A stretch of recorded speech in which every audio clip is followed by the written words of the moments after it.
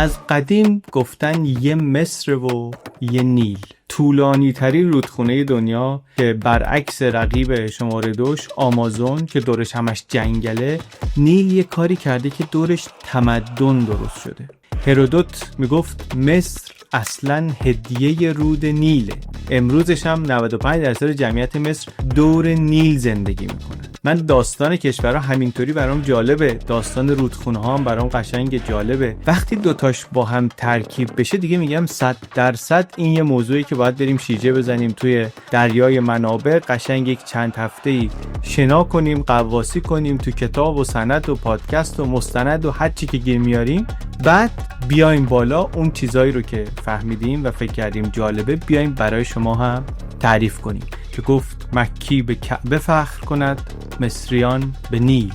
نیلی که چند هزار سال وسط بازیه و همه چی اطرافش بهش وصله و بهش مربوطه، از سیاست و قدرت تا مشروعیت و ثروت. داستان مصر رو بگیم و داستان نیل رو.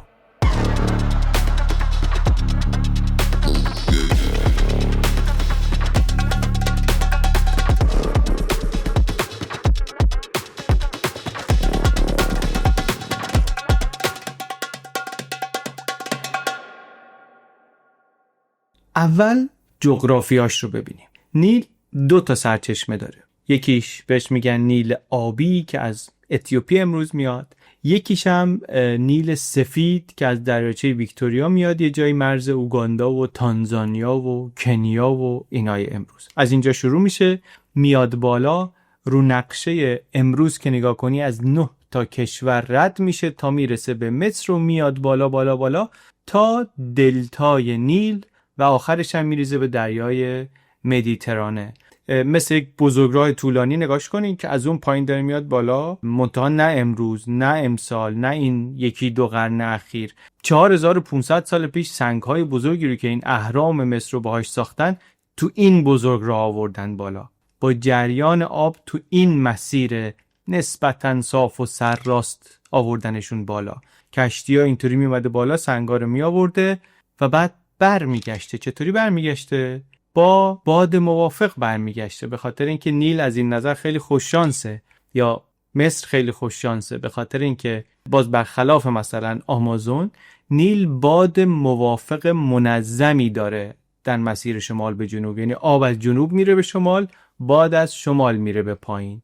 پس همین بزرگراه خیلی خوبی بوده نیل در دوره باستان، کمک کرده که در مصر تمدن‌های وسیع و یک پارچه و پایدار درست بشه، باز برخلاف آمازون. حالا ما هی تو سر آمازون میزنیم، نه اینکه آمازون هم واسه خودش عظمتی و داستانی داره که یه وقتی باید بگیم، ولی منظور اینجا داستان نیله که مصری به نیل فخر کند، به این خاطره که به نیل فخر کند. ولی فقط هم این نیست، یعنی اینکه گفتم این داستان راهه، ولی نیل فقط راه نیست، به جز راه یه چیز خیلی با کیفیت دیگری هم داره که بالا بردتش و اونم دلتای نیله. دلتا این مثلثه رو میگن در شمال نیل قبل از این که بریزه تو دریا. چیش خاصه این دلتا؟ اینش خاصه که رودخونه معمولاً یه خود غیر قابل پیش بینیه. آب ممکنه بیاد بالا، هرچی دورش هست مثلا بشوره یا ببره اینا. باز همین اطراف رودخانه کشاورزی ممکنه نشه. اطراف آمازون باز دوباره بگم کشاورزی خاصی روال نشد.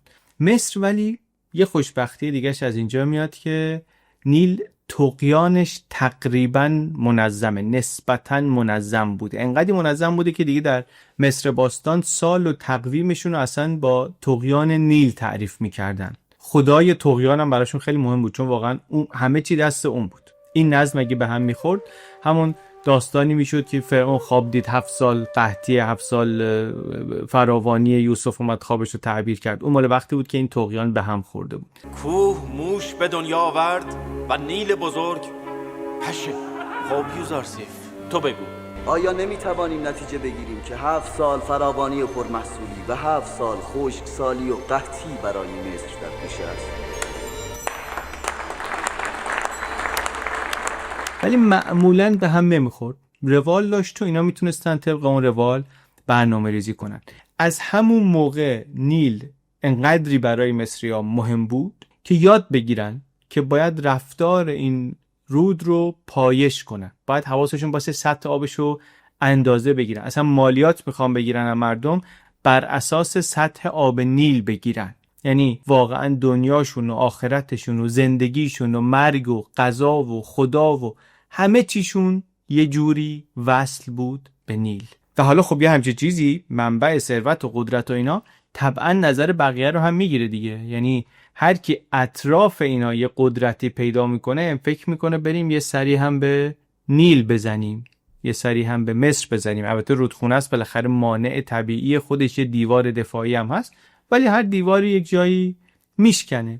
نیل هم دیواری بود که بالاخره کسانی ازش رد شدن، از شرق و شمال شرقی آمدن و از نیل رد شدن، از آشوری ها تا ایرانیان هخامنشی. حالا میریم جلوتر میبینیم. ما فکر کردیم که چون داستان تاریخ مصر خیلی طولانیه، ما کاری که میکنیم یک مرور میخوایم بکنیم داستان تاریخ مصر رو، تو جزئیات و اینا نمیخوایم بریم، ولی میخوایم مرور کنیم و بعد ببینیم که تو هر دورش نقش نیل چی بوده، چیاش مهم بوده، چی کارا کرده و از اینجور چیزا. چون داستان مصر واقعا کار یه قرن و 2 قرن و 1000 و 2000 نیست. مصری‌ها قرن 20 پیش از میلاد تمدنی داشتن که تونسته اهرام بسازه.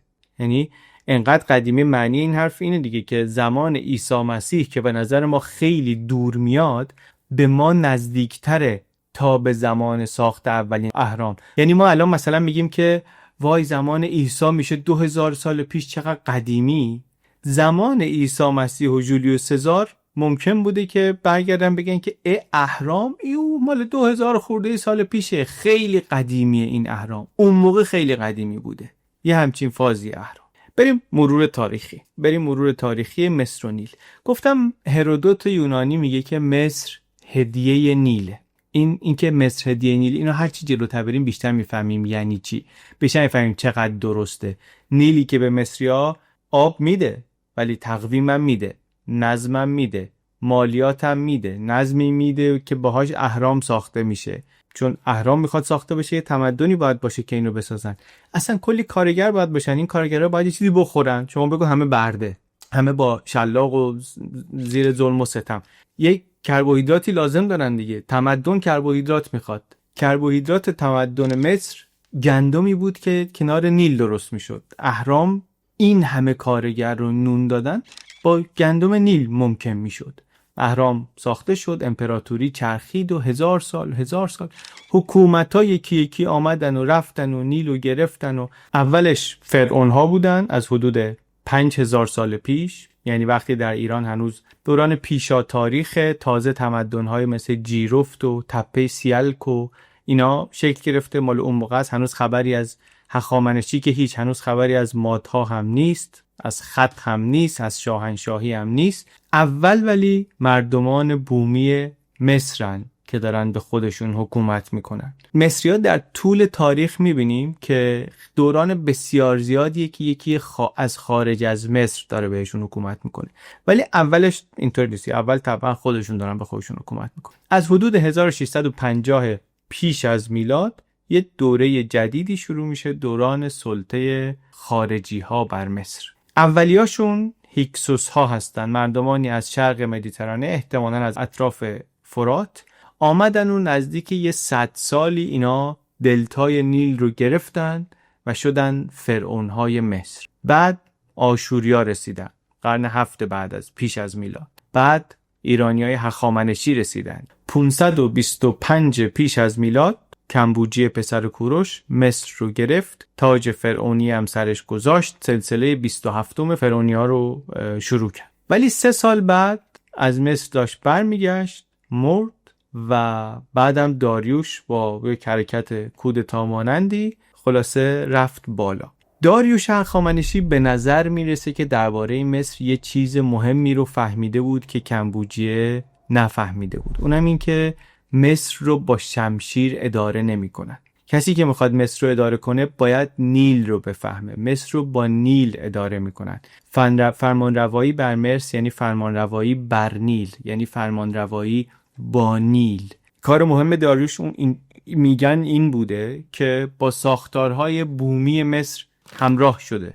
ساتراپی مصر رو حفظ کرده، به نهادهای مذهبی اونجا دست نزده، لقب فرعونی و اینا گرفته برای خودش، ولی بر نیل شروع کرده حکمرانی کردن. مثلا میبینیم اون کانال معروفی که میگن پدر جد مثلا کانال سوئزه، کانالی که نیل رو وصل میکنه به دریای سرخ، این نشون میده که داره با نیل حکمرانی میکنه.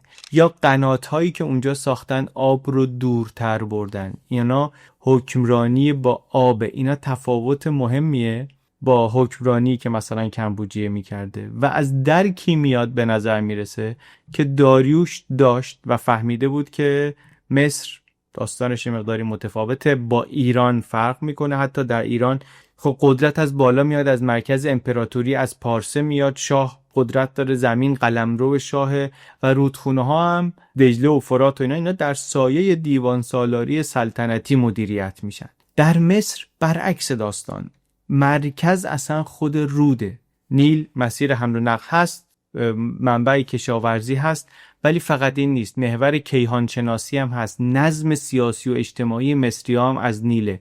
بر همینی که میگم فرمان روایی بر مصر بدون فهمیدن نیل اصلا ممکن نبود. مثل اینه که کسی در ایران بخواد پادشاهی بکنه بدون تخت جمشید، پادشاه هخامنشی. داریوش انگار که این نکته رو تا حد خوبی فهمیده بود. منتها شاهنشاهی هخامنشی ساختاری نداشت که بتونه خودش رو کامل با این منطق نیل محور مصر تطبیق بده، یا شاید نخواست یا هرچی دیگه. آخرای عمر داریوش دوباره مصر به هم ریخت. یعنی وقتی که خشایارشا رسید به مصر، عملاً دیگه این سرزمین جدا شده بود. خشایارشا هم دیگه اون سیاست‌های داریوش رو چندان ادامه نداد و ناآرامی و شورش و اینها، و دیگه مصر برای هخامنشیان فقط یک استان، یه ساتراپی بود، یه ساتراپی مهمی بود ولی حیاتی نبود، قلب امپراتوری نبود، عمق ژئوپلیتیکشون نبود، به بیان امروز بنیان شاهنشاهی ایرانی نبود و نشد. استان مهمی بود، گرفتنش، تسخیرش برای هخامنشیان پرستیژ زیادی داشت که دیگه ما این آخرین نقطه جهان شناخته شده رو هم گرفتیم، قلممون در غرب تا نیل هم میره.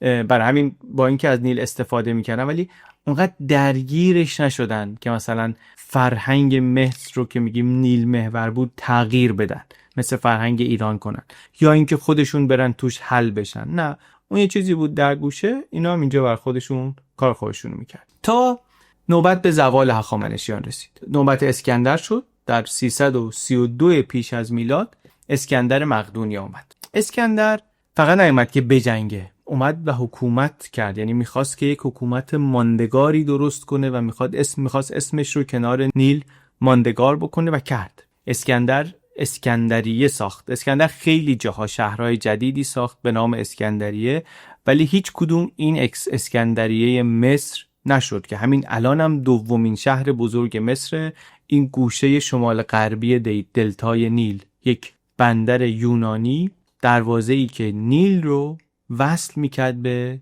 مدیترانه و در واقع به دنیای خارج، به جنوب اروپا. یک مرکز یونانی جدید و مدرن اون روز، وصل به نیل، وصل به شریان اصلی حیات مصر. این خیلی جالبه که اسکندریه مصر شد میراث ماندگار اسکندر. اسکندر میگم خیلی جاهای اسکندریه ساخت، در بلخ ساخت، بین جیهون و هند امروز، یعنی اونجا سعی کرد چرخ بسازه، در شامات، اطراف بابل، ولی اینا به اندازه این اسکندریه هیچ کدوم ماندگار نشدن. اونی که ماندگار شد تا امروز اسکندریه مصر. میراث واقعی اسکندر در مصر، در حاشیه فتوحات اسکندر ماندگار که تا قرنها واقعا موند و نه فقط از اسکندر اسم اسکندر رو نگه داشت، بلکه فرهنگ هلنیستی یونانی معابی رو نگه داشت و گسترش داد و جای بسیار مهمی بود. باز برگردیم به جغرافی، جاش مهم بود. چرا همچین جایی لازم بود؟ من اینو مثلا نمیفهمیدم دیگه، تا قبل از اینکه جغرافی رو یه خورده واقعا دل بهش ندی اینو متوجه نمیتونی بشی. نیل اینجایی که میرسه به مدیترانه، خب میگم یه دلتاییه. قبل از اینکه این شهر رو بسازن یه باطلاق توری بود که بله قایق میتونست بیاد ازش رد شه، مثلا بیاد تو دریا، ولی این کافی نیست. یه جایی یه ترمینالی لازمه به زبان امروز که بشه نظم بهش داد و این اون اسکندریه‌ای که اسکندر ساخت، یه شهر درست حسابی با خیابون و راه و اسکله‌ای و نه اینکه اونطوری وسط باطلاق باشه، یه خورده دورتر یه بندری که حالا همه چی بتونه بیاد اینجا و از اینجا بره، گندم بره، طلا بیاد، آدم بره، فرهنگ بیاد، دانش بره، اینا اینجا جمع بشه. درهای مصر اینطوری باز شد رو به دنیا، هم برای فرستادن و هم برای گرفتن.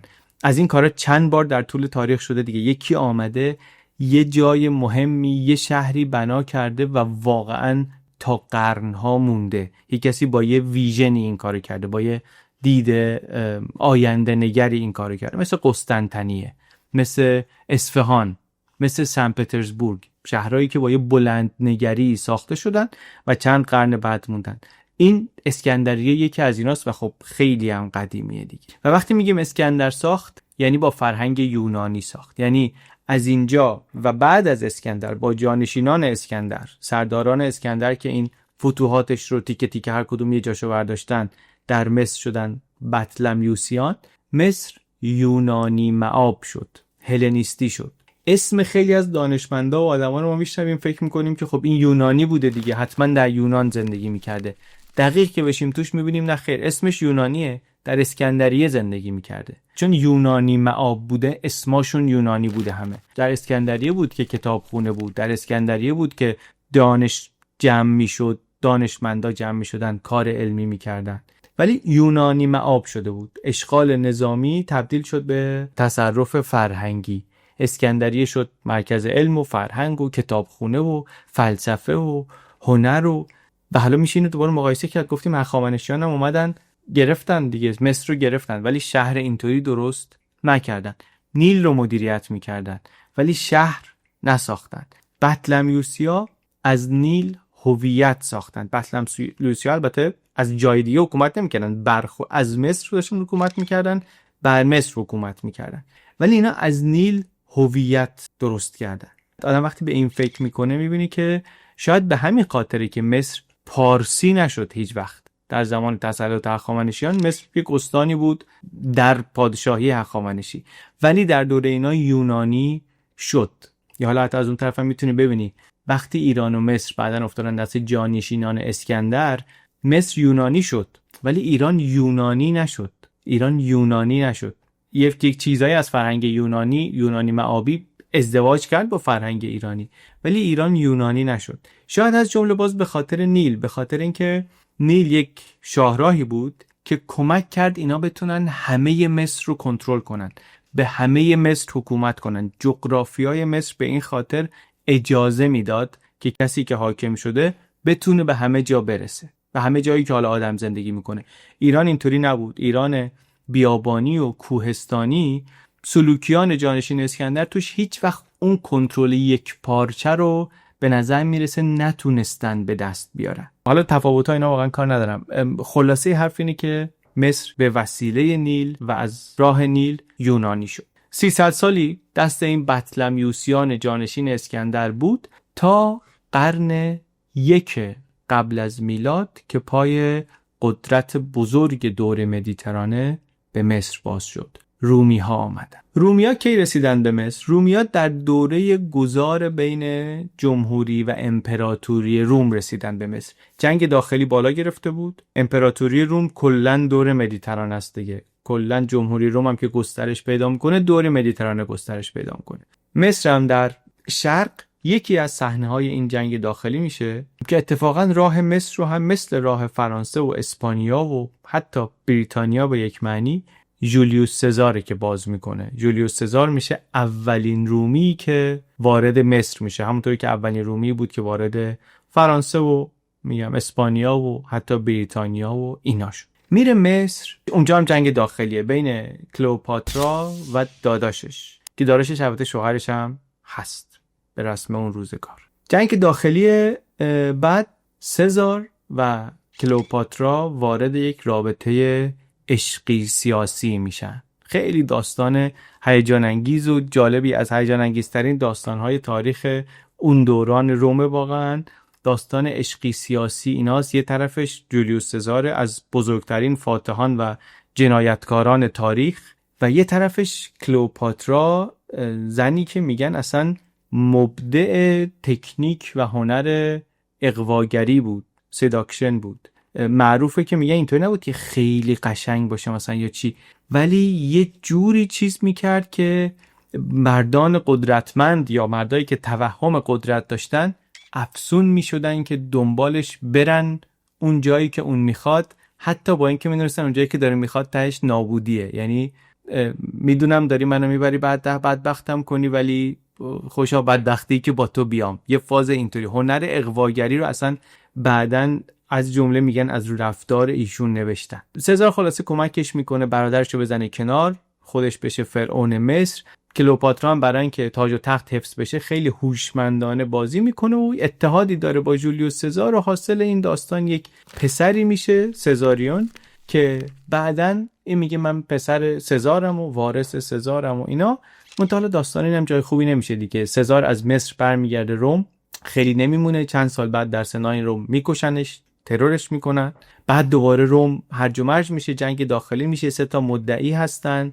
یکیشون مارکوس آنتونیوس. این راه میفته دوباره میره مصر، اونم اونجا با کلئوپاترا دوباره وارد ماجرا میشه، هم عشقی هم یک دیگه اتحاد تمام عیار نظامی و سیاسی علیه روم درست میکنن. و مدعی دیگر قدرت در روم کیه؟ پسرخوانده جولیوس سزار مضروب مقتول، اکتاویان. اینم در روم مدعی قدرته. جنگ بین اینا بالا میگیره. اکتاویان که حالا ما بعداً به اسم آگوستوس میشناسیمش، چو میندازه که این آنتونی عقلش رو داده دست ملکه مصر، روم داره میفته دست یه زن خارجی و آخرش خلاصه در یه جنگ دریایی ناوگان این مصری‌ها رو آنتونی و مارک آنتونی و کلئوپاترا رو شکست میده و یک سال بعدم اینا در اسکندریه خودشون رو میکشن و دیگه مصر سقوط میکنه و میفته دست رومی ها. یعنی با مرگ کلئوپاترا دیگه فرعون ها تموم میشن، بطلمیوسی ها تموم میشن، مصر رسما تبدیل میشه به یک استانی در امپراتوری روم. برنده این جنگ داخلی هم اکتاویانه، میره اسکندریه، اون سزاریون پسر کلئوپاترا و جولیوس سزار رو هم میکشه که دیگه ادعایی نمونه و از اینجا به بعد مصر میشه مستعمره روم، منتها یک مستعمره استراتژیک به خاطر گندم، به خاطر غله، میشه انبار غله روم. دروازه تجارت به شرق هست، انبار غله هم هست. دیگه مستقل ولی نیست، فرعونی نیست، یک استان اختصاصی امپراتور رومه. خاکش حاصلخیزه، نون مردم رومو داره میده و دیگه حالا آگوستوس و نیل. آگوستوسی که حالا من اینطوری که گفتم به نظر میرسه یک کسی بود وسط این جنگ، مثلا جنگ داخلی، این اومد و قدرت رو گرفت دیگه، ولی خیلی آدم مهمیه دیگه. حالا یه وقتی دربارش باید صحبت کنیم.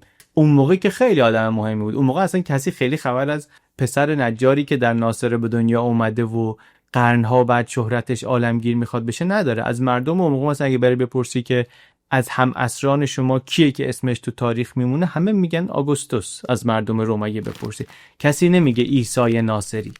اون موقع آگوستوسی همچین چیز خداست برای رومیا، در جایگاه خداست. و این میاد مصر رو میکنه انبار گندم روم. روم مدلش استعماری بود، یعنی میرفتن یه جاهایی رو میگرفتن، بعدن از منابعش و چیزایی که داشت اونا استفاده میکنن که خودشون شهروندان روم که نشستن در روم اینا صفای کامل داشته باشن در مرکز امپراتوری. از یونان انگور بیاد و از کجا شراب بیاد و از کجا چی بیاد و از مصر هم گندم بیاد. مصر انقدر مهم شد که دیگه مستقیما زیر دست خود امپراتور اداره میشد و رومیا یه جوری با مصر رفتار میکردن که هم فاتحان قبلی مصر باهاش رفتار نمیکردن، هم رومیا با بقیه استانهاشون، با بقیه فتوحاتشون اینطوری رفتار نمیکردن. به خاطر همین گندمی که داشت و به خاطر استراتژیک بودنش ندادن مثلا رومو به یک ژنرالی، به یه سرداری، یه اشرافی مثلا که اون اداره کنه یه مالیاتی به امپراتور بده. روم دست خود امپراتور موند. یکیو میذاش اونجا انباردار. گندم مصر به روم نمیرسید، نون مردم کم میومد، اوضاع به هم میریخت دیگه. بر همین خیلی حواسشون بود و حواسشون انقدری بود که سیستم اونجا هم خیلی دست نزنن. بوروکراسی روم همه جا تقویمش با تولد امپراتور بود، مالیاتش یک دست بود، به جز مصر. تو مصر تقویم و مالیات و اینا همه چی با نیل بود. اصلا حکومت به مصر برای رومیا واقعا شبیه اداره انبار غله بود. انبار رو چطوری اداره میکنن؟ یه نگهبان میذارن، کنترل میکنن، فشار، همینطوری اداره میکردن دیگه. این معابد و نهادهای بومی و اینا هست، عوض کردن همه رو. زبان بومی مصری رو حذف کردن، مالیات بالا بستن. میگن رومیا بودن که مصر رو برای همیشه فرستادن به حاشیه. یه طور یعنی حاشیه بود که حتی بعدن که روم مسیحی هم شد، همه روم مسیحی شد، مصری‌ها یه جور مسیحی خاصی شدن. مسیحی در حاشیه، مسیحی قبطی شدن. از اون شاخه های مسیحیت یعقوبی که خیلی با این مسیحیت هایی که ما الان بیشتر اسمشون رو شنیدیم و میشناسیم متفاوته. یه چیزایی از فرهنگ بومی مصر توشه، یه چیزایش متفاوت از روم. خلاصه در زبانش، در الهیاتش، در داستانهاش همش یه تفاوتایی با مسیحی های دیگه داره.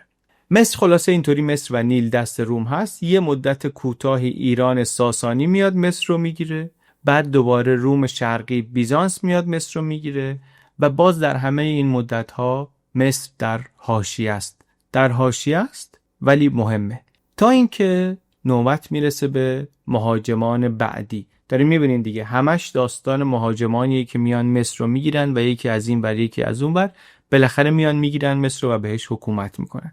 و مهاجمان بعدی قدرت جدیدی هستند که در منطقه بزرگ شدن از شرق مدیترانه در قرن هفتم و چشمشون به گندم مصر و به بندر اسکندریه. کی؟ امپراتوری اسلامی یا خلافت اسلامی. سپاه اسلام به فرماندهی عمرو عاص رفتن به فتح مصر.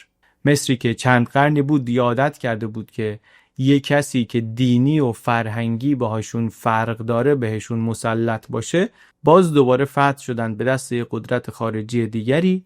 این بار رفتن در حکومت عرب‌ها. عرب‌ها البته لب نیل نموندن، در اسکندریه نموندن، شاید به خاطر اینکه زمان خلافت عمره، شاید به خاطر اینکه عمر نگران بود که اینا اگه بمونن توی شهر آباد و برقرار و اینا پاگیر بشن، اون شوق جهادشون کم بشه، گفت برن جلوتر، اونجا جلوتر یه جایی بمونن. و اینا هم رفتن جلو، یه آبادی پیدا کردن اون طرفتر در دل خاک، اونجا رو کردن مرکز مصر، یه جایی به نام فستات، شهریه که عمرو عاص درستش کرد در مصر. اولین مسجد کل قاره آفریقا رو هم میگن در این شهر بنا کرد، بعدن قاهره هم کنار همینجا ساخته شد. عمرو عاص کلا توی شخصیت‌های دوران اسلامی، چه در دوره خلفای راشدین چه بعدش دوره اموی، بیش از همه در مصر بود. هم خودش فاتح مصر بود، هم بعدن دوباره برگشت و طولانی‌تر زمان معاویه اونجا حکومت کرد. کلا هم همش میرفت پیش معاویه چیز میکرد که مثلا منو بفرست مصر رو، میخوام برم حاکم مصر بشم و داستانا اینطوری داشتیم. آخرش هم رفت حاکم مصر شد و اونجا بود. دوره اسلامی از حالا راشدین تا اموی و بعد عباسی دوره اسلامی شدن و کم کم عرب شدن مصر. حکومت از راه دوره، مثل دوره رومیان، مثل قبلترش دوره هخامنشیان.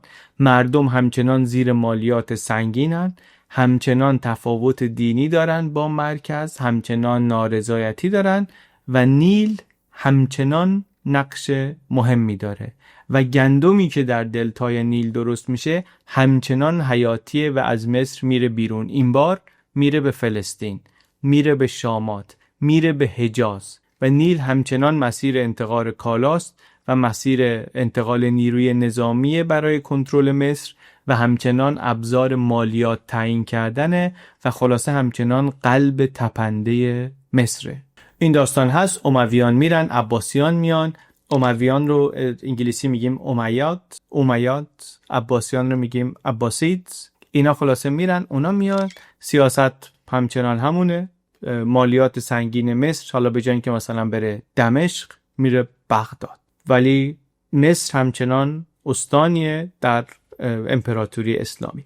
ولی امپراتوری، خلافتی که کم کم میدونیم قدرت مرکزیش داره کم میشه، نه فقط روی مصر کم میشه، کلن داره کم میشه. عباسیان رو میدونیم 500 سال حکومت کردن، 100 سال اولش قدرتشون زیاد بود، 400 سال یعنی 4 قرن بعدیش کم کم قدرتشون کم شد و کم شد و کم شد. تو ایران این کم شد و کم شد و کم شد و ما میدونیم یه خورده قصهشو. قدرت‌های محلی در اومدن، طاهریان و صفاریان و سامانیان و اینا، حالا در منتهای شرقی امپراتوری خلافت اسلامی، تا سلسله ساجیان کمتر شناخته شده در غرب ایران. اینا کم کم اومدن گرفتن دیگه، قدرت رو از عباسیان گرفتن توی همون قلمرو. در مصر هم همینطوری میشه. عباسیان توجهشون کم میشه به مصر و به نیل، از جمله به خاطر اینکه اینا تو بغدادن، خب به گندم بین النهرین و خوزستان و بصره و اینا دسترسی دارن، واقعا دجله و فرات بغل گوششونه، شاید خیلی هم به نیل توجهی ندارن.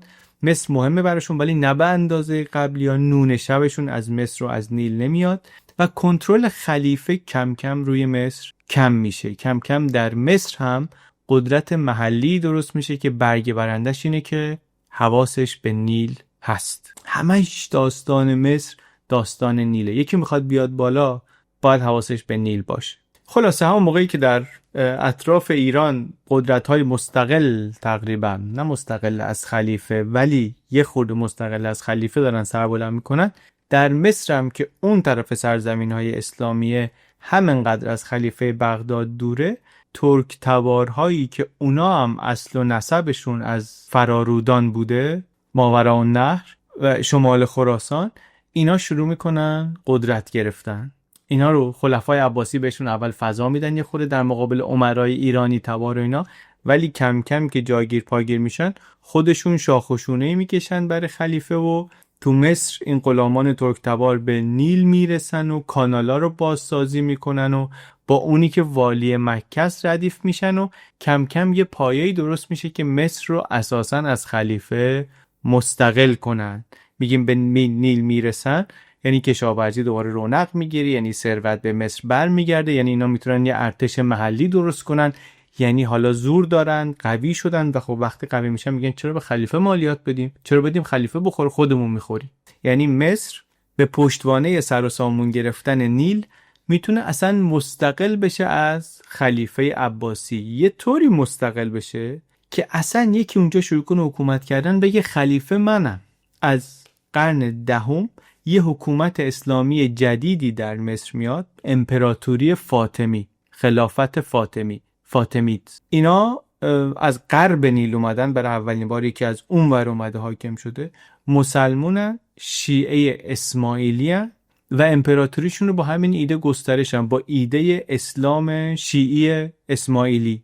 مبلغ دارن، داعی های خیلی معروفی دارن مثل ناصر خسرو و حسن صباح و اینا که تا شرق و خراسان و اینا میرفتن ایده های فاطمیان رو تبلیغ میکردن. دفعه اوله که از مصر ایده ای داره میره و شروع میکنه به گسترش به سمت شرق و تا ایران هم میاد. این خیلی مهمه، حکومتی با ایده ای میخواد خودش رو گسترش بده از مصر.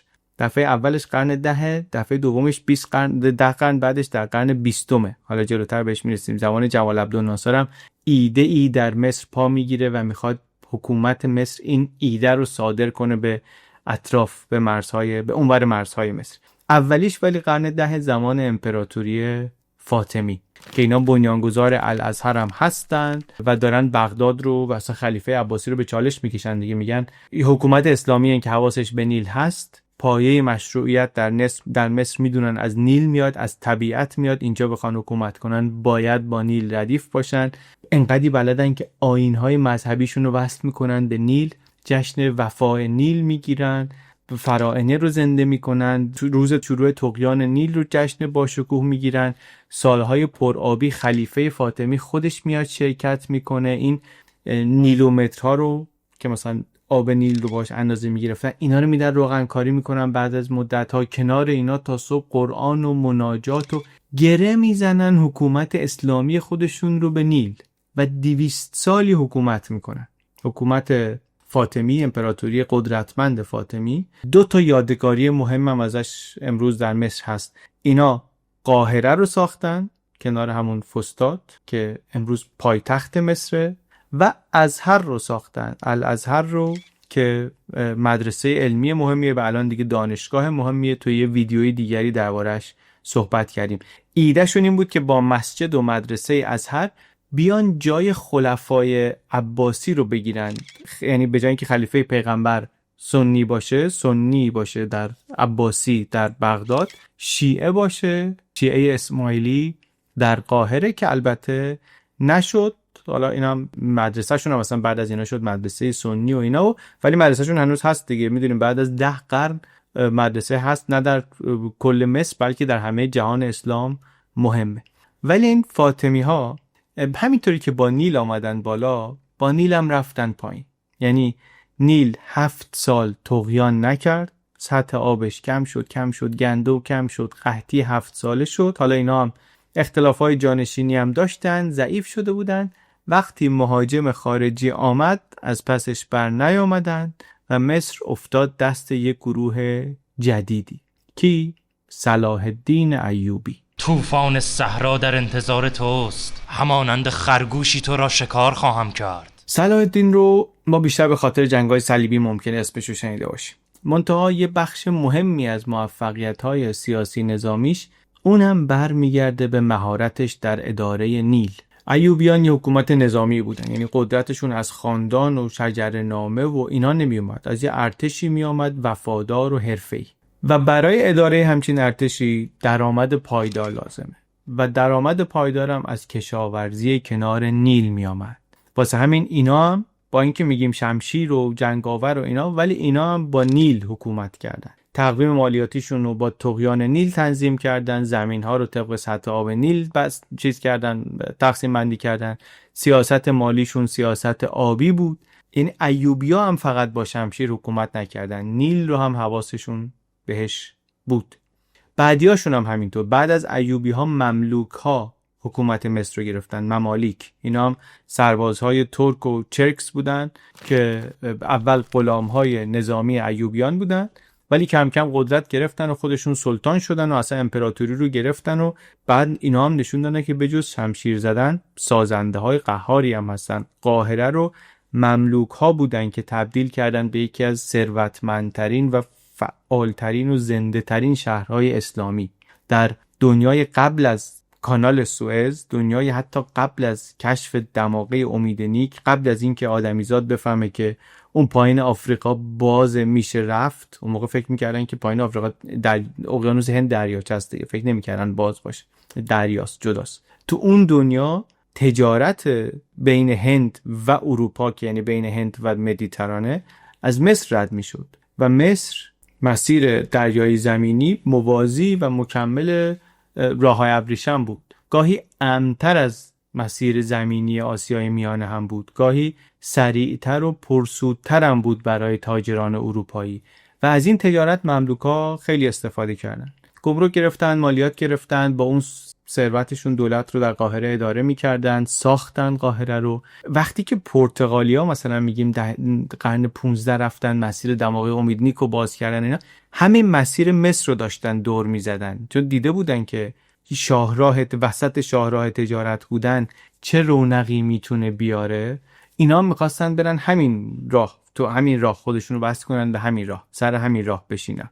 عثمانی اومده بود از وسط نمیشد، اینا رفتن از راه خودشون برن، از بندرهای دریای سرخ و از اینا جدا بشه. پس حرف ولی چیه؟ حرف اینه که مملوک ها هم به نیل تکیه کردن، به نیل و به تجارت. از نظر نظامی هم که تکلیفشون معلومه، اینا هم تو جنگ‌های صلیبی ایستادگی کردن، هم اینا اونایین که مغول‌ها رو شکست دادن. مغول‌هایی که تا دروازه شام آمده بودن در نبرد معروف عین جالوت از همین مملوک‌ها شکست خوردن که یکی از نقاط عطف تاریخ خاورمیانه است دیگه. از اون جاهایی که برگردی اگر اینا مغول‌ها رو شکست نداده بودن چی میشد؟ مغول‌ها تا کجا میرفتن؟ خلاص تا میرسیم به قرن 14 میلادی. قرن 14 قرن سیاهیه برای مصر. تا اون میاد، نیل یه مدت طغیان نمیکنه، قحطی میشه، شورش میشه، جمعیت نصف میشه، سیستم ضعیف میشه، تا رقیب تازه نفس دوباره از خارج بیاد و مصر رو بگیره.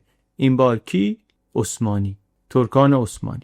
3 سال بعد از اینکه در چالدوران در لشکر شاه اسماعیل صفوی پیروز شدن، در 1517 سلطان سلیم اول با ارتش منظمش از آناتولی میاد و مملوک ها رو شکست میده و قاهره رو میگیره و مصر هم میشه یک استانی در امپراتوری عثمانی. دوباره مصر میفته توی حکومتی که داره از خارج از مصر بهش حکومت میکنه، این بار از ترکیه امروز. و عثمانیان میشن از اونایی که با مصر سرد برخورد میکنن. مثل فاطمیان نمیان شهر بسازن، آیینشونو قاطی کنن با مصر، مثل بطلمیوسیا، مثل عرب ها حتی فرهنگ تازه نمیارن. یه والی میفرستن اونجا مالیات جمع کنه ببره. یعنی برای اینا مصر میشه جای مهمی ولی در حاشیه، مرکز اقتصادی امپراتوری نیست. انبار هست، یه خورده شبیه حالی که رومی ها 13 قرن پیشش داشتن با اینا، ولی اونطوری مهم نیست. و این خیلی غم انگیزه برای مصر، به خاطر اینکه این همون دوره‌ای که رودخانه‌های دیگری در دنیا داره نقششون عوض میشه. تیمز در لندن همون موقع داره قلب امپراتوری بریتانیا رو میسازه، کشتی میسازن، دنیا رو میرن از اینجا شروع میکنن به گرفتن.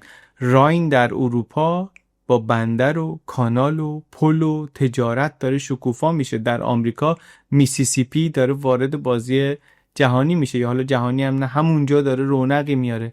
امپراتوری بعدن ساخته میشه با اینا. در چین امپراتوری چین داره برای مدیریت سیلاب‌ها و توسعه کشاورزی اینا پروژه های بزرگ آب و کانال و اینا اجرا میکنه. ولی نیل در مصر، همون نیلی که 1000 سال پایه تمدن بود و اینا، حالا تنها اونجا افتاده. یه بارونی بیاد مثلا مالیاتش هنوز با همون خطکش آب اندازه بگیرن، نه اسکله‌ای ساختن توش، نه کانالی توسعه دادن، نه فکری برای آیندهش میکرد کسی. واقعا در دنیایی که دنیا داشت جلو میرفت، برای نیل زمان متوقف بود، ایستاده بود. و خب دنیای دیگری که جلو رفته و خیلی مدرن شده قوی شده، و وقتی قوی شده آماده یورشه. توی همین وضعیت نیمه خواب زده بود مصر که یک قدرت تازه نفس اروپایی حمله کرد با یه هدفی بزرگتر از تجارت. فرانسه ناپلئونی چشمش افتاد به مصر و آمد به مصر نه فقط برای اینکه گندم بگیره ببره، اومد به مصر با ارتش، با مهندس، با نقشه‌کش، با کلی باستانشناس. ناپلئون پا گذاشت به ساحل اسکندریه.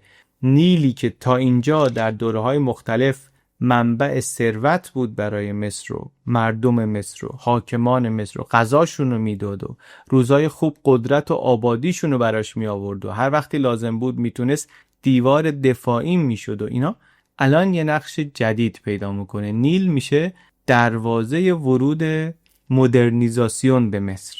میگن زمان حمله ناپلئون به مصر مدرنیزاسیون وارد مصر شد از دریچه نیل، از راه نیل. ناپلئون در اروپا جنگ‌ها و فتوحات و اینایی کرده بود، حالا اومد سراغ اون سرزمینی که فاتحان بزرگ از کمبوجیه و داریوش تا اسکندر تا خسرو پرویز تا عمروآس تا صلاح الدین ایوبی، هرچی فاتح بزرگ بود رفته بود اینجا رو گرفته بود، پرچم کوبیده بود.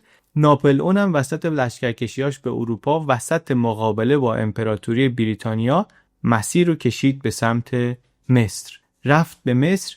چرا؟ هم مصر خودش جای مهمی بود، بالاخره مسیر ادویجات و پارچه و شکر و فلان اینا بود برای تجارت اسکندریه، و هم به فکر رفتن به شرق بود، مخصوصا اینکه بتونه بدون دور زدن آفریقا برسه به شرق براش مهم بود. ضمن اینکه میتونست برای اینکه حالا دشمن اصلیش بریتانیا رو هم بهش ضربه بزنه، شاهرگش رو بخواد فشار بده. شاهرگ امپراتوری مسیری که لندن رو وصل میکنه به هند، پاشو باید رو اون بذاره.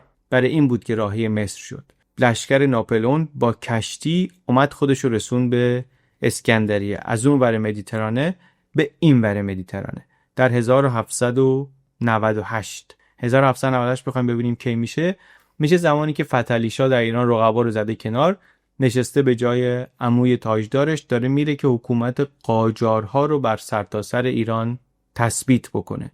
میشه زمانی که اونور دنیا در آمریکا دارن کم کم عادت میکنن به این که یکی میاد چند سالی اون بالا میشینه و بعد بدون اینکه شمشیری بزنن و بدون اینکه توپی در کنن و گوش همو ببرن و قاشق بنزن چش هم دیگه رو در بیارن و اینا، یکی اون از تخت میاد پایین، یکی دیگه میره بالا به جاش میشینه. اون موقع ناپلئون حمله میکنه به مصر. به مصری که رسما توی حکومت عثمانیه، ولی عثمانی انقدر خودش سمن داره که واقعا به یاسمن مصر نمیرسه دیگه. مصر در حکومت محلی همون ممالیک در واقع دوباره بی‌ثبات، آشوب داره، در یه نقش محلی فرو رفته، از مسیر تجارت جهانی خارجه. عثمانی هم ثبات درست حسابی نداره، واقعا تو بالکان شورشه، نمیدونم از طرف روسا تحت فشار، قفقاز با ایران درگیره، تو خود آناتولی آشوب، تو خود استانبول دربار گرفتار فساده. وضع عثمانی خوب نیست. سالهاست که خیلی از ایالت‌ها واسه خودشون دارن کار میکنن، منتظر فرمان و سلطان هم نیستن.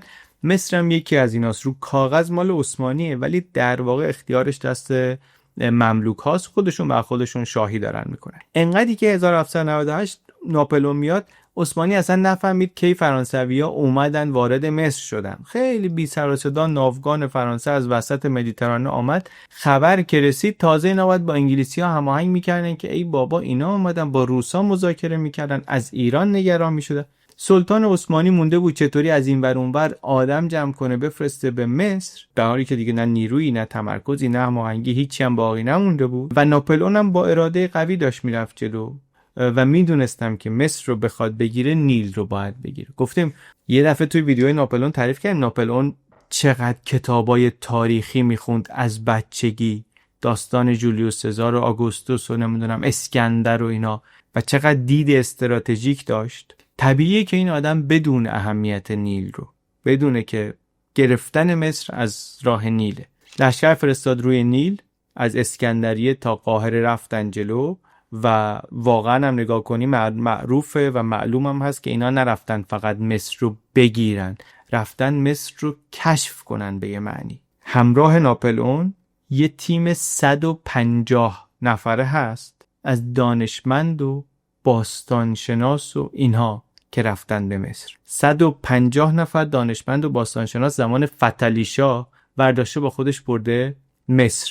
یعنی همزمان با توپ و تفنگ ابزارهای علم هم رسیدن به نیل.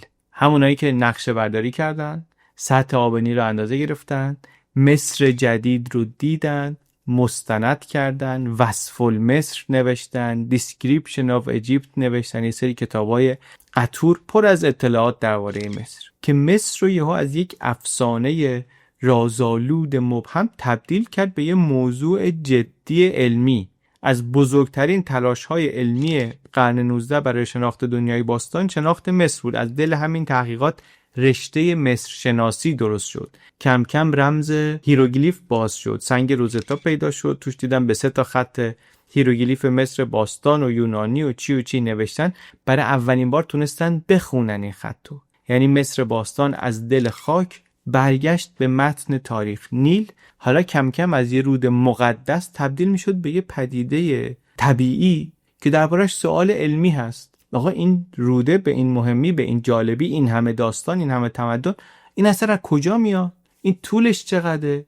عمقش چقدره؟ سرچشمش کجاست؟ اواخر قرن 19 برای خیلی از سالهای نیل و سالهای مصر بود، پر از سفرنامه و رقابت استعمارگرهای انگلیسی و فرانسوی و حتی آلمانی که بریم سرچشمه نیل رو پیدا کنیم. یه مسابقه بود برای اینکه کی زودتر به سرچشمه نیل میرسه. همونطوری که مسابقه بود کی زودتر مثلا به بعدتر قطب جنوب میرسه، کی زودتر به قطب شمال میرسه، کی زودتر به بالای اورست میرسه. یه مسابقه هم بود کی زودتر به سرچشمه نیل میرسه. به این رود عجیب از کجا قدرت میگیره. مردم محلی میدونستن 2 تا شاخه است، یه شاخش تو خارتوم نیل سفید و نیل آبی مثلا به هم میرسن. اینا اروپایی‌ها هم از قرن 17 فهمیده بودن که این نیل آبی مثلا از دریاچه تو اتیوپی میاد، اما سرچشمه نیل سفید و مخصوصا کسی نمیدونست. یه رازی بود، کنجکاوی بود برای آدمیزاد قرن 19. و خلاصه اینکه این لشکرکشی ناپلئون به مصر کاتالیزور قوی و مؤثری بود که توجه اروپایی‌ها رو جلب کرد به نیل و مصر و صنعت مد اروپا. میگن مثلا تیپ‌های فرعونی اومد توش، اجیپتومنیاش و سودازدگی مصری افتاد تو معماری و تو طراحی و تو هنر و تو دکوراسیون و مصر و نیل و اینا تو اروپا افتادن سر زبونا. اورینتالیسم، شرق شناسی میگن نقطه آغازش همینجاست. و حواسمون باشه ناپلئون موفق نبود در مصر. ناپلئون در فتح مصر ناکام موند. ناوگان ناپلئون، ناوگان فرانسه، مغلوب نیروی دریایی انگلستان شد و ناپلئون دست از پا درازتر برگشت، یعنی فرار کرد. مصر شد زمین یکی از معدود ناکامی‌های فاتح بزرگی که خیلی کم شکست خورد. اما اثرات فرهنگی و علمیش از این فتوحات ناتمام نظامیش خیلی بیشتر بود، هم بیرونی که گفتیم، هم تو خود مصر، چون از دل آشوب‌های بعد از فرار فرانسوی‌ها یکی بلند شد در مصر به نام محمد علی پاشا و این شد حاکم واقعی مصر. مصر یادمون باشه هنوز رسما رو کاغذ در حکومت عثمانی اون موقع، ولی با اختیارات محلی زیاد. والی مصر رو سلطان عثمانی تعیین میکنه و دیگه مالیات و بقیه کارا اینا با خود والی. با محمد علی پاشا عصر خدیو ها شروع میشه در مصر. کم کم ارتش خودش رو درست میکنه، یه جاهای ارتشش رو خارج از مصر هم میفرسته، یه انگولکی به سلطان عثمانی هم میکنه. در سودان، در حجاز، در شامات ارتش مصر میاد علیه منافع عثمانی حرکتایی میکنه، شکست میده عثمانی رو. حتی آخرش اروپایی‌ها و از جمله بریتانیا و اینا میان دخالت دیپلماتیک میکنن که سلطان کله پا نشه، موازنه قدرت اینا در اروپا به هم نخوره. انقدر ولی قوی شده مصر در نیمه اول قرن 19 با محمد علی پاشا مصر وارد دنیای جدید میشه. محمد علی پاشا آدمی که اصلاحات مهم میکنه، 40 سال در مصر حاکمه و مصر رو از یک استان آشوب زده شکست خورده در زمان در حکومت عثمانی تبدیل میکنه به یک دولت نیمه مستقل با ارتش مدرن، با برداشته قدم‌های اول صنعتی شدن رو برداشته، اصلاحات آموزشی، ساختار اقتصادی مستقل، اصلاحاتی میکنه که بعدن اینا میشه الگویی برای عصر تنظیمات عثمانی. ما داستان مشروطه ایران رو میخونیم، میگیم مشروطه خواهان ایران خیلی هاشون از تنظیمات عثمانی الهام گرفتن. تنظیمات عثمانی خودش الهام گرفته بود از این محمد علی پاشا. یعنی سر این رشته بگیریم به ایشون میرسیم در مصر. و همونطوری که قبلا هم دیدیم حاکم مصر اگر موفقه، اگر خوبه، حتما حواسش به چی بوده؟ به نیل بوده. و تو این دوره قصه نیل دیگه قصه طغیان و برداشت و مالیات و اینا نیست. نیل میشه بستر کشاورزی مدرن، ترابری جدید، سدسازی، مهندسی، مرکز پروژه مدرن سازی مصر. محمد علی پاشا بنیانگذار سلسله‌ای که دیگه آخرین پادشاهی مصر میشه، یعنی از اون موقع هست تا زمان قرن 20 زمان ملک فاروق که برادر زن اول شاه بود. تو این دوران استعمار هم البته وارد مصر میشه، اولش با وام دادن، بعد با نظارت، بعد با دخالت. یه فازی میگیرن اینا هم که مصر دیگه بخشی از آفریقا نیست و مصر جزئی از اروپا شده و پروژه پشت پروژه راه بیفته و راه آهن و کارخونه و تئاتر و مدرسه و شهرسازی اروپایی و کاخ و نور و نمایش و از همه بزرگتر، از همه مهمتر، از همه پر اثرتر، تاریخی‌تر دیگه پروژه کانال سوئز، یک پروژه غول پیکر مهندسی واقعا که از قرنها قبل رؤیای حاکمان و بازرگانان بود که این کانال باز بشه از مدیترانه مستقیم بره تو دریای سرخ. در قرن 19 با حمایت سرمایه‌دارای فرانسوی و البته با جاه طلبی اسماعیل پاشا پادشاه خدیو مصر عملی شد. بالاخره کانال سوئز افتتاح شد. داستانش یه بار کامل تعریف کردیم دیگه. یه مسیر آبی باریک وصل میکنه مدیترانه رو به دریای سرخ. راهی که اروپا میخواد به هند بره، به جنوب شرقی آسیا بره رو یهو خیلی کوتاه میکنه. یعنی مصر دوباره مثل هزاران سال قبل میشه گلوگاه تجارت جهانی. منتها دوره استعماره این بیشتر از این که به نفع خودش باشه، به نفع دیگرانی که کانال رو دارن کنترل میکنن. اول از همه هم فرانسوی ها و بعد انگلیسی ها راهشون رو پیدا میکنن. پول کم میاره، مجبور میشه سهامش رو بفروشه اسماعیل پاشا. انگلیسی ها سهام رو میخرن با یک ترکیبی از بدهی و طمع و موقعیت استراتژیک و اینا. مصر میفته دست استعمار. در 1882 نیروهای بریتانیا وارد مصر میشن. مصری رو که دوباره بگم هنوز رو کاغذ جزء عثمانیه اشغال میکنن و در عمل میکننش مستعمری بریتانیا. میگن ما باید نظم و حفظ کنیم، کنترل کانال سوئز رو میخوان داشته باشن. در واقع همونطوری که میخوان کنترل همه گلوگاه‌های دریایی مهم دنیا رو داشته باشن، از جبل و طارق تا مالاکا تا ماکو، همه جا رو میخوان داشته باشن. کانال سوئز رو هم میخوان داشته باشن و میفته دستشون. کانال سوئز میفته دستشون. مسیر رفت و آمده به هند رو هم اینطوری بر خودشون امن و سکیور میکنن. کم کم حضور انگلیس انقدر اونجا زیاد میشه، مثلا وقتی میخوای سیاست‌های بریتانیا رو در ایران قرن 19 بررسی کنی، یه جاهایی میبینی که کافی نیست که بگی مثلا انگلیسی‌ها اینو میخواستن در ایران، به خاطر اینکه یه دونه انگلیسی‌ها نداری، 3 تا بریتانیا داری. بریتانیای هند داری، یه چیز میخواد. بریتانیای لندن داری، یه چیز میخواد. بریتانیای مصر داری که اینا ممکنه یه چیز دیگه بخوان واقعا. و اینا در مصر مستقرن، نیل رو قشنگ گرفتن برای خودشون، نیل رو تبدیل کردن به لوله تغذیه امپراتوری، مدلی که حالا مال مصر هم نیست دیگه، اینا در هند هم همین کارو کردن. اونجا هم رودخونه‌های مثل گنگ و سند و اینا رو با سد و کانال و اینا مهار کردن، نه برای مردم هند، برای کارخونه‌های بریتانیا. در هندم مثل مصر پنبه، نیشکر، چای، ادویه اینا رو میگرفتن صادر میکردن، به جاش پارچه و کالای انگلیسی وارد میکردن. ساختار اقتصاد استعماری دیگه اونو اینجا هم پیاده کردن، در مصر هم پیاده کردن. مواد خام بومی به اضافه نیروی کار محلی، سود ازش در بیاد برسه به لندن. سیستم امپراتوری بریتانیا این بود. برای اینکه مثلا یه خورده بفهمیم اینو با کاری که انگلیس در ایران میکرد مقایسه کنیم تا ما درک بهتری پیدا کنیم، چون تو انگلیس این برنامه رو نداشت، استعمار نشده بود، مستعمره نبود ایران دیگه. فرمول در ایران فرق میکرد. در ایران حضور اقتصادی و سیاسی زیاد داشتن انگلیسی‌ها، ولی مثل مصر و هند عمیق و سیستماتیک نبود. ایران نه تولید انبوه مواد خام داشت اون شکلی، نه رودخونه‌ای داشت که بشه باهاش مثلا کشاورزی صنعتی کرد. یعنی ما وقتی میگیم ایران مستعمره نشد، شاید یه داستانش هم اینه که ایران واقعا نیل نداشت، ایران سند نداشت، ایران گنگ نداشت، ایران حتی بازار بزرگ داخلی نداشت که کالاهای بریتانیا بخواد تو مقیاس بزرگ توش جذب بشه. اینم شاید مؤثره در این که ایران مستعمره نشد. و نقش بریتانیا در ایران زیاد بود، ولی بیشتر سیاسی بود و استراتژیک بود و بیشتر دنبال مهار روسیه بود، دنبال کنترل راههای ارتباطی به هند بود، تا اینکه بخواد تو خود ایران یه کاری بکنه، مزرعه تولیدش بکنه یا بازار مصرفش بکنه و اینا.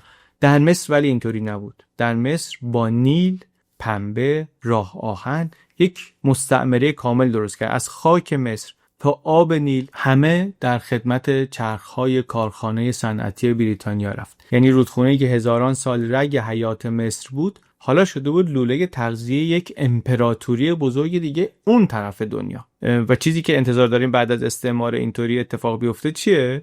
یک جنبش استقلال طلبی ملی گرایی دیگه. جنبش ملی گرایی مصر هم در واکنش به همین استعمار شروع شد طبیعتاً. اول قرن 20 مخصوصاً بعد از جنگ جهانی اول پادشاهی مصر حالا دیگه بعداً کم کم مستقل شد ولی خب انقدر کانال سوئز برای بریتانیا مهم بود که ول نمی‌کرد. برای همین عملاً تا پادشاهی هست کنترل بریتانیا هم هست، روی ارتش هست، روی روابط خارجی مصر هست و روی کانال سوئز هست، تا اینکه دیگه در 1952 زیر و رو میشه سیستم. 1952 میشه 1 سال بعد از سقوط دولت ملیگرای مصدق در ایران. در مصر اون موقع جمال عبدالناصر کودتا میکنه. جمال عبدالناصر و افسران آزاد کودتا میکنن، جمهوری عربی مصر رو درست میکنن. یه خورده جاهای دیگه درباره‌اش صحبت کردیم، واردش نمیشیم. ربطش که اینجا دوست دارم تکرار بکنم به داستان نیل، دوره ناصر میشه دومین دوره در تاریخ مصر که یک ایده ای رو مصری‌ها در کنار نیل دیولپ میکنن، گسترش میدن و بعد اینو میخوان بفرستن به جاهای دیگه. این بار به سرزمین‌های عربی دیگه، به شامات و سوریه و پان عربیسم رو اینطوری میخوان قدرت بهش بدن.